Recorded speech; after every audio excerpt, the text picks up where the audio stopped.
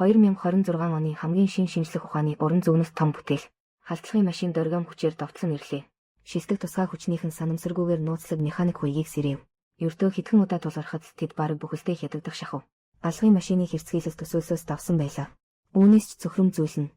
Хиймэл дагуулууд мянган механик хуйг дэлхий дээр газардаж байгааг илрүүлжээ. Хүн төрөлхтний соёл иргэншил мөхсийн гамшигтай нүүр тулах гэж байв. Хуурай замын рейнжерүүдийн сургалтын бааз нэгэн онцгой эсэгчийг хүлээн авлаа. Түүнийг Майк гэдэг. Нас нь бараг зөвшөөрөгдөх дээд хязгаарт тулжээ. Бүртгэлийн офицер Майк ахлагч цолтойг шалгаж мэдээд түүнийг тасгийн дараагаар томилхоор зэхэв. Гэвч Майк огтхонч эргэлзэлгүй татгалцлаа. Эцэст нь тэр 81 гэсэн дугаартай пайдал авсан юм. 8-7 хоногийн рейнжерийн сонгон шалгаруулалт. Бүх армид хамгийн харгас туйлын сорилт хэмээн хүлээн зөвшөөрөгдсөн. Сургалтын эхний өдрөөс олон хүн гэмтэж, эсвэл хайр найргүй хасагдав. Майк сургалт дээр онцгой сайн байлаа. Бүх үзүүлэлтээрээ тэргүй нэгнээнд жагсав. Гэвч тэр эхнээсээ дуустал хинтээж бараг харьцсангүй. Сургагч багш өөрөө асуух хүртэл Майк сая өөрийнхөө тухай хэлв. Тэр Спартан салааны инженер цэрэг байжээ. Энэ үг олон цэргийг дахин эргэж харахад хүргэв. Заримийнх нь харцанд бүр багахан бишрэлж тодорч байлаа. Учир нь 2 жилийн өмнө Спартан салаа гинтийн довтлогоонд өртөж бараг бүрэн устсан юм. Зөвхөн Майк хүнд шархатсан дүүгээ үүрээд 15 км алхаж баадтаа буцаж иржээ. Тиймээс тэр мөнгөн одон хүртсэн. Харин Майк энэ удаа сургалтад ирсэн нь дүүгийнхээ сүүлчийн хүслийг биелүүлэхийн төлөө байв. Тэр бараг шөнө бүр. Тэр довтлогооны аимшигт дүр зургийг зүүдэлдэг. Түнэр харанхуй ганцаардмал шөнө Майкийн хувьд хүний төвчхийн аргагүй тамлал байлаа. Сургалтын өдрүүд хүнд бас уйтгартай өнгөрөв. Нэг л мэдхэд 6-7 хоног өнгөрсөн байлаа. Хамт илсэн суралцагчдын ихэнх нь аль хэдийн хасагджээ. Гэвч Майк бэлтгэл хийхдээ амь насаач үл хайх мэт байв. Тэр өдөр усан доорх сорилтод оролцохдоо хамгийн сайн дүн авахын тулд живж ухаан алдтал өөрийгөө шахжээ. Багийнх нь түүнийг даруй татаж гаргав. Удалгүй сурагч багш түүнийг өрөөндөө дуудлаа. Майкийн бүх үзүүлэлт үнэхээр шилдэг байсан ч сурагч багш олонтаа тэнэгэлцсэний эцэст Майкт шалгалтаас сайн дураар татгалзах хүсэлт гаргахыг зөвлөв. Учир нь энэ өдрүүдэд тэр багийнхантайгаа бараг огт харьцсангүй. Тэр бүх хил командлагчийн үүрэг хүлээхээс ч татгалцсаар байв. Сурагч багш түүнд хэсэг амрахыг зөвлөж боломжтой бол сэтгэл зүйчэд үзүүлэхийг хэлв. Гэвч Майк рейнжерийн шалгалтаас яаж татгалзах билээ? Тэр маш хатуу байр суурийтайгаар хүсэлтийн бичигт гарын үсэг зурхгүй гэж мэдэгдэв. Сургалтын өрөөнд буцаж ирсний дараа Майк санамсаргүй нэг мэдээ олж харлаа. Сансар судлалын газар Нарны аймгийн гаднаас ирсэн нисдэг биет дэлхий рүү ойртож байгааг илрүүлжээ. Зарим мэрэгжилтэн үүнийг ганц биет биш, харин тоо томшгүй нэгжээс бүрдсэн авраг нэгдэл гэж үзв. Харамсалтай нь хоолны танхимд байсан хэмч энэ мэдээг тоож авч үзсэнгүй. Цуцшгүй хатан зоргоороо Майк 8-7 хоногийн чөтгөрийн сургалтыг арайхийн даван тууллаа. Одоо бодит байлдааны дадлагын эцсийн шалгалтыг л давбал тэд зөвхөн рейнжерүүдэд харьяалагдах сүрлэг ханцууны тэмдгийг зүүх хэрэгтэй болно. Сурагч багш удалгүй даалгаврын агуулгыг танилцуулав. Дэвшилтэд сүнөөгч онгоц дайсны байрлалд сүрчээ. Нууц технологи алдагдахаас сэргийлэхийн тулд тэд дайсны ард талд нэвтэрч онгоцны үлдэгдлийг устгах ёстой. Дараа нь ойролцоох тосгонд очиж олзлогдсон нисгэгчийг аврах үүрэгтэй. Шалгалтын хүндрэлийг нэмэгдүүлэхийн тулд хэд хэдэн сурагч багш өөрсдөө багийг авч дайсны дүрээр оролцсон. Харин бүх шавийн винтовд зөвхөн хоосон сумал хийжээ. Тэд жинхэнэ гал нээх боломжгүй. Зөвхөн тактикийн уялдаанд найдах хэрэгтэй. Мөн ойрын тулаанаар даалгавраа гүйцэтгэн хүн бүрийн таамаглаагүй нь гэвэл сурагч багш Майкийг энэ ажиллагааны командлагчаар харин өмнө нь бонц сайн байсан дугаар 7-г зөвхөн салааны орлогч болгожээ. Сурагч багш нарын хүсэн хүлээсэн харцанд бүх шав 2 хар харцаг нисдэг тэрэгт суув. Энэ өндөр наривчлалтай бодит тулааны сургуулилт албан ёсоор эхэллээ. Майк доор нэг уурхай ажиллаж байгааг анзаарав. Удалгүй тэд даалгаврын бүсэд хүрэв. Хүмүүс онгоцноос буугаад өөрсдөө бөөгнөрөн нэгэн задгай талбайд ирлээ. Майк алхмаа зогсов. Байрлал баруун тийш 20 км-т байгааг багийнханд сануулв. Харин хугацаа ердөө 24 цаг үлдсэн байлаа. Тэр цааш явахаар бэлтгэж байтал бүгд өөрийг нь ширтэж байгааг анзаарлаа. Майкийн царай жаахан эвгүй болов. Аз болоход орлогч дугаар 7 шууд босож ирэв. Түүний командын шалгалт өөгүй байлаа. Хитгэн үг хэлээд л шав нарын тэмцэх зоригийг бүрэн асаачхав. Энд ч бас Майк дутагдж байсан зүйл. Зорьсон бүсэд төхөж очих мөчид Майк дурангаар асад байрлах төмөр овоолгыг олж харав. Хүн бүр сурагч багшийн давхаргыг шоолж байлаа. Энд чинь онгоцны сэхтэй огт адилгүй харагдав. Тэр үед нэг нь буруу байна гэдгийг олж мэдэв. Урьдчилан тэмдэглэсэн нуралт болсон цэг мөн гар дахь координаттай хэдэн зуун метрээр зурж байв. Түүнээс гадна утасгүй холбоонд ч гажиг гарчээ. Ямар ч туршилт хийгээд төвтэй холбогдож чадсангүй. Шавнаар хэсэг зуур хилэлцэв. Энэ нь сурагч багшийн тавьсан сорил байж магадгүй гэж үзлээ. Эцэст нь төлөвлөгөөний дагуу үргэлжлүүлэн хөдөлгөөр шийдэв. Майк багийг 3 хэсэгт хуваав. Нэвтрэх бүлэг зорилтод цэгт ойртож очиод өөрсдөө тесрэх бодис суулгах. Бусад 2 бүлэг өндөрлөг дээр хамгаалалт үүрнэ. Майк санамсаргүйгээр уулын бэлт нэгэн мэтгэлийн тусгал харав. Энэ бол сурагч багшийн бэлтгэсэн нутагт байх гэж санаа зовов. Багийнхандаа байрандаа хүлээхийг тушаав. Майк өөрөө чимээгүй очиж шалгахаар явлаа. Гэтэл дөхөж очиод л тэр гэрэлтэж байсан зүйлс нь үнэндээ нисэх онгоцны сэг байгааг мэдв. Эсэрхий энэс жинхэнэ даалгаврын зорилго байв. Майк сануулгах гэж амживч. Нэвтрэх бүлэг нэг алхам төрүүлж тесрэх бодисыг дэлбэлчихв. Утаа сарнахад бүгд балнуудлаа. Дэлбэрэлтэд өртсөн металл бит ганц ч хонхорхоо үлдээсэнгүй. Дараа нь бүрч гайхмаар зүйл болов. Металл бит аажмаар үндийн босов. Механик бүтцэн давхарлан дэлгэгдэж дахин угсрагдав. Эцэст нь хар өнгийн аврах хуйгт хувирав. Хүн бүрийн алмаарсан харцанд хуйгнаас цэнхэр гэрлийн цацраг ундарч ойн бүх хэсгийг нүд ирэмхийн зуур шүрдлээ. Дараа нь ямар ч анхааруулгагүй давтлав. Нэвтрэх бүлгийнхэн хариу үйлдэл хийж амжилгүй. Ниссэн суманд бут цохигдсон унав. Дөнгөж буцаж ирсэн Майк энэ бүхнийг нүдээр үзв. Тэр гацсан нэг нөхрөө хүчтэй дайран унав. Амьд үлдсэн бусад гишүүд ч энэ үед ухаарлаа. Бүгд бут руу зүгтхаар зүгэлээ. Гэвч тэд тэгтлээ холдож чадсангүй. Огцом өндөр хад замыг хаав. Хэн мэдлээ дараагийн хоромд хар өнгийн металл бөмбөрцөг тэнгэрээс унлаа. Хөвтөрөө. Дэлбэрэлтийн дараах агаарын давлгаа хүчтэй нөмрөн ирж бүгдийг хөсөр шидэв.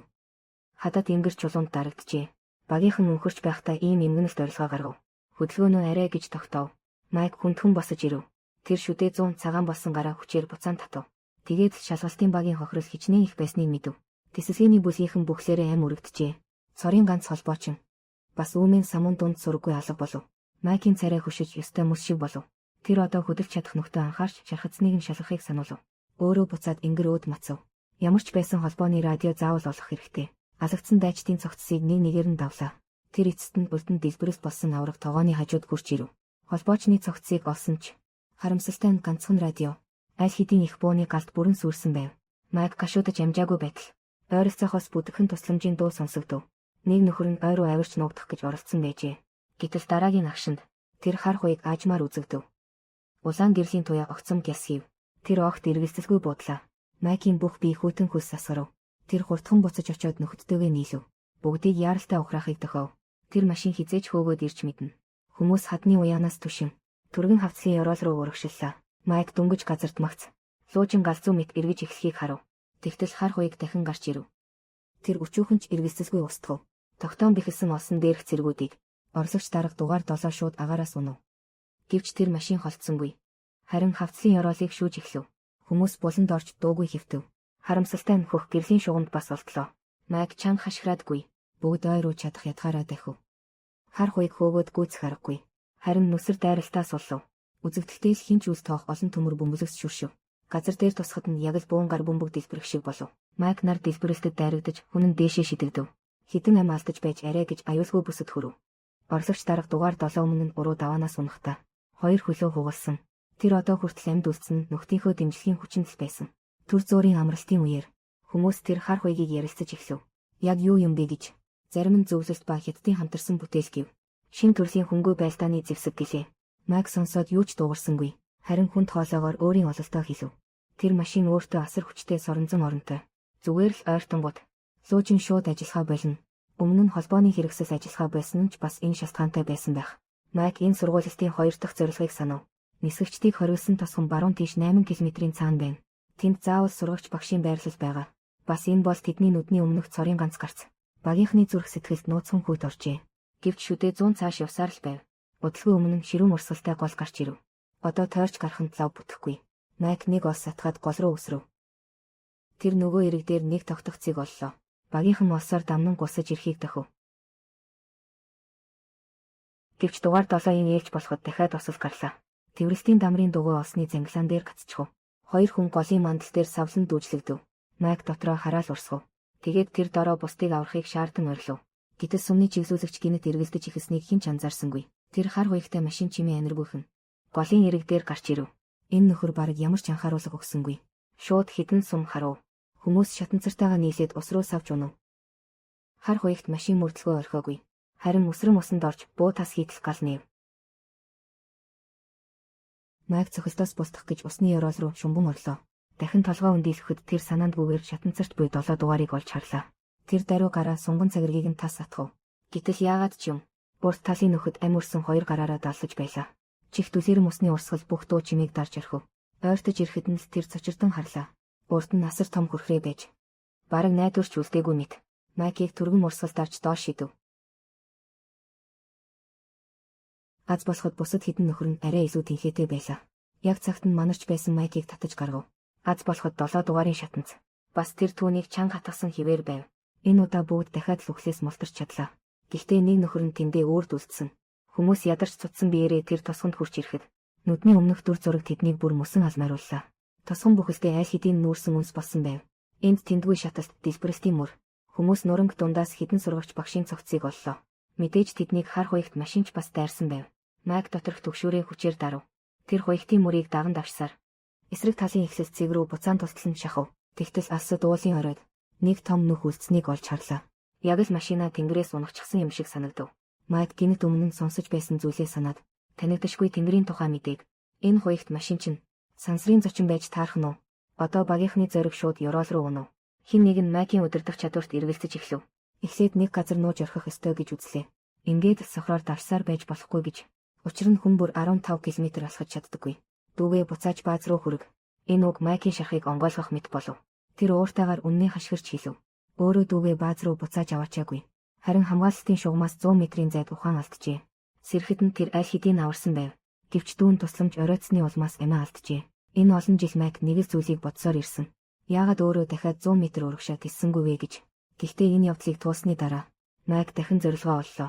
Ямар ч байсан тэр шархсан 7 дугаарыг бааз руу буцааж гадныхны нэвтрэн орсон мэдээг дарга нарт даруй мэдэгдэхээр шийдэв. Ингээд бүгдийнх нь дотор тэмцэх хүсэл дахин аслаа. Майк гэдэг энэ инженер цэрэг талбарт байсан болохоор тэд хурдан хуягт машин нэгийг засаж янзлав. Хүмүүс 7 дугаарыг хамж авч машинд шидлээ. Гэвч арайч хөдөлгөж амжаагүй байтал жолоочийн царай цэлхийдэл цайв. Эргэх тавцан чинь галзууртлаа эргэлдэж байлаа.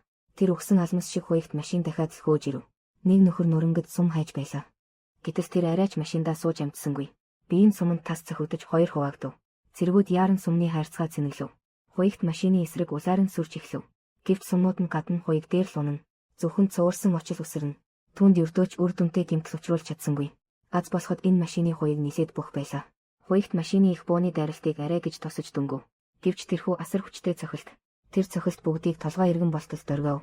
Арын игнэнд явсан хідэн хүн алсаас хуягт машин хөөцөлтгөө зогсоосныг харав. Гэвч тэд баярлан хашгирч амжаагүй байтал тэр машин хамгийн хүчтэй довтлогоогоо эхлүүлв. Хар бөмбөрцгүүд борооны тусал мэт газарт унаж байлаа. Асар хүчтэй цохилтын долгион хуягт тээвэрлэгчийг уулын замаас шууд шидэв. Аз болж жолооч маш хурдан хариу үйлдэл үзүүлж мод мөрөхөөс өмнө жолоогоо вогцсон дарав. Ингээд тэд санамсаргүйгээр уулын бил рүү бууж оржээ. Тэгэхэд бүгд нэгэн зэрэг санаа амрав. Эцэст нь хуягт машины хөөцөлдөөнөөс мултарлаа гэж бодов. Гэвч толгоогоо өргөтөл дайсан аль хэдийн урдах хавцлын орой дээр түрүүлсэн хүлээж байлаа. Жолооч хариу үйлдэл үзүүлж огт амжсангүй. Хуягт машин үсрэн бууж яг урд нь зам хаав. Цээжнээс нь нүд гэлбом энергийн долгион цацрав. Аз болж шийдвэрлэх мөчөд жолооч чиглэлээ даруй өөрчлөлөө. Ардаас хуягт машин салахгүй хөөж байгааг хараад твшин дотор хүмүүс галзуу мэт эсэргүү гал нэв. Майк дайсанд ямар ч гэмтэл учраагүйг ойлгов. Тэр шууд бууныхаа амийг хажуугийн эгц хад руу чиглүүлв. Их хэмжээний чулуу, шавар нүргэлэн нурав. Эцэст нь хуягт машины шахсан алхмыг хааж чадлаа. Гэвч хуягт тээвэрлэгч мөн жолооч нас барснаас болж бүрэн хяналтаа алдав. Майк ухаангүй байдлаас сэрхэд эргэн тойрон дах нөхдөөс нь нэг ч хүн амьд үлдээгүй байлаа. Тэр нуранган чулуун овоог давж гараад нөгөө хуягт машин сансар өөд харж байхыг санамсаргүй олж харав. Ямар нэг дохиог нөхдөө илгээж байгаа мэт байлаа. Майк эргэлзээ асуултаар дүүрв. Гэхдээ одоо учрыг нь ухах цаг биш байлаа. Тэр эргэн харахтаа санамсаргүйгээр машинаас шидэгдсэн дугаар 7-ог олж харав. Түүний судас үл мэдэг цохилж байгааг мэдлээ. Тэр мөчөд хуягт тээвэрлэгчийн сэг дотроос сум хэрэгсэл дэлбэрэх чимээ гарав.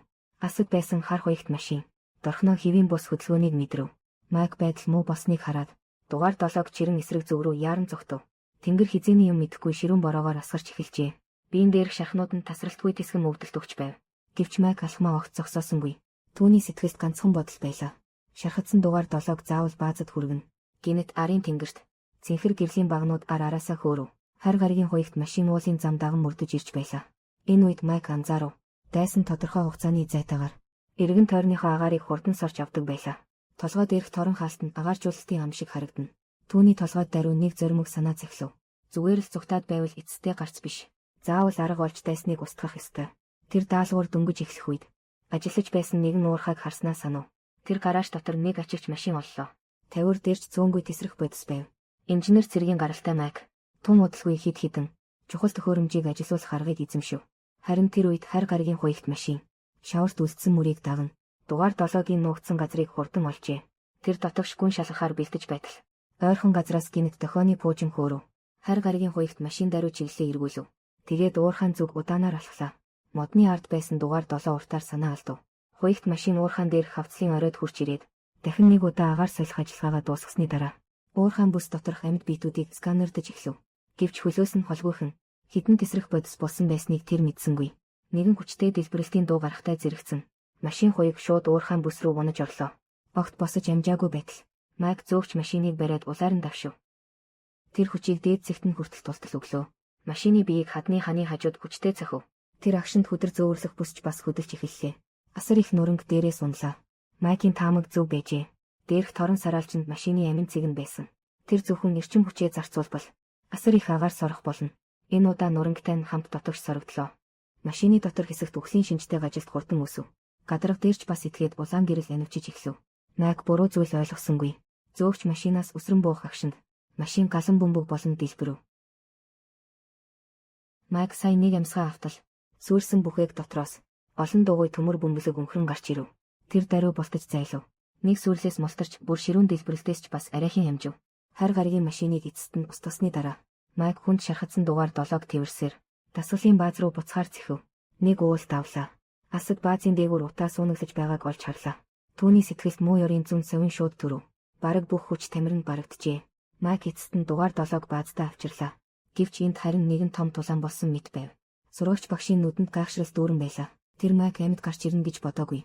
Хар гаригийн машины хөөцөлтөн дунд энэ баазч бас дайсны гинтийн дайралтад өртсөн байв. Бараг хагас хүн хүчний хохирол амсжээ. Хид хідэн довтлогч машиныг устгаж чадсан байлаа. Харин бүр цөхрөмн гэвэл одон орон тандан судлах систем аль хэдийн илрүүлсэн байв. Солиртой төстэй олон биет дэлхий рүү хурдтай ойртож байна. Тэдний учирсан хар өнгийн машинууд зүгээр л хар гаригийн довтлогооны урдл анги байжээ. Дэлхийн цэргийн холбоо аль хэдийн албан ёсоор ажиллагаанд орсон. Тэд бүх байлдааны хүчээ хөдөлгөнө. Эдгээр төмөр мангастай эцсээ хүртэл тулна. Майкч нэг ч үг үлдээлгүй. Өөрийн дайсантай тулгарсан туршлагаа хуваалцлаа. Хар машины яг дээр нь дулаан гаргах сууг байна. Хэрэг түүнийг хангалттай хүчтэй бөглөвөл бүх эрчим хүчний систем нь бүрэн саатна. Сургагч багш үлдэж чадалгүй шууд магтав. Майкийн өгсөн мэдээлэл илэн далангүйгээр тулааны талбар дээрх тоо томшгүй ямиг аврахад хангалттай байлаа. Дараа нь тэр Майкт рейнжерийн тэмдэг зүйлээ. Рейнжерийн албанд тавтай морил. Энэ даалгаварт онцгой сайн оролцсон чинь хариуд Майкийг зэрэг ахиулж рейнжерийн салааны ахлагч болгов. Энэ удаа тэр ахиж огт эргэлзсэнгүй. Бүгдийн өмнө байлдааны өмнөх бэлтгэлээ даруй эхлүүлв. Рейнжерүүдээ урд игнэнд чихэнд дүлээрэм дуудлага дунд багийнхан хурдхан нисдэг тэрэгт суулаа. Тэднийг фронтын хамгийн аюултай талбар руу илгээнэ. Хар гаригийн машинтай эцсийн шийдвэрлэх тулгаралт инхүү эхэллээ. Ингээд халдлагын машины бүх агуулга дууслаа. Энэ кино ер нь их хувилбарыг нь үзэх үн цэнтэй. Ялангуяа хар машины талбар дээр буух бүрийн хүйтэн догшин сүр мөн багийнхан хязгаарын байдалд орсон үеийн амьсгаа давчтан мэдрэмж. Үнэхээр бүгдийг нь чангалаад өгнө. За өнөөдрийн тайлбар ингээд өндөрлөе. Таалагдсан нөхөд байвал үргэлжлүүлэн дагаарай. Дараагийн дугаарт уулзъя.